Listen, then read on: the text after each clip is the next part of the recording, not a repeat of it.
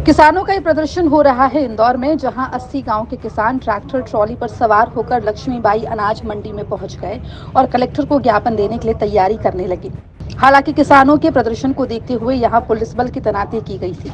दरअसल ये किसान इंदौर में पश्चिमी रिंग रोड के निर्माण को लेकर की जा रही भूमि अधिग्रहण के विरोध कर रहे हैं। साथ ही किसान इंदौर पीथमपुर कॉरिडोर प्रोजेक्ट का भी विरोध कर रहे हैं। मांग ये है कि भू अधिग्रहण के तहत में जो इंदौर संभाग और उज्जैन संभाग जो है हमारा मालवा है, तो मालवा की ज़मीन जो है ये जो है कृषि योग्य भूमि है और ये मालवा माटी है, ये पार्वती के पियर के नाम से जानी जाती है।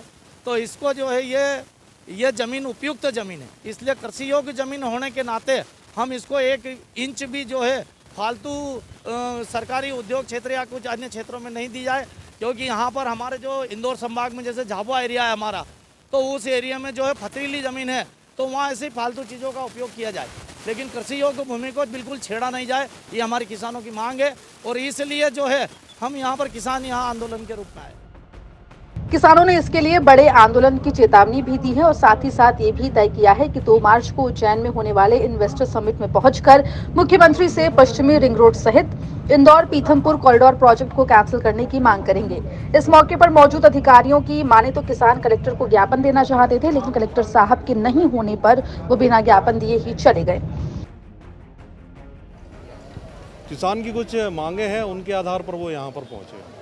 ज्ञापन देने के लिए पहुंचे थे, क्या प्रशासन ने उनसे ज्ञापन लिया था या नहीं लिया, क्या रहा? प्रशासन के बड़े अधिकारी, एडीएम, एसडीएम, तहसीलदार सभी यहाँ उपस्थित थे ज्ञापन लेने के लिए। किसान का क्या कहना था कलेक्टर से ज्ञापन सौंपने के बाद? वो एक्चुअली उनका व्यक्तिगत मामला था, जो चाह रहे थे कि वो किसी जिला कलेक्टर को देना चाह रहे थे। तो उसमें ये था कि यहाँ जिला प्रशासन के सारे अधिकारी उपस्थित हैं और आप चाहें तो स्वेच्छा से दे सकते हैं।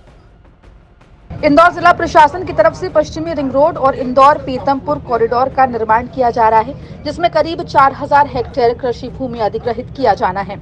इस कृषि भूमि में 80 गांव के किसानों की जमीन प्रभावित हो रही है। इंदौर से धर्मेंद्र कुमार शर्मा की रिपोर्ट, MP तक।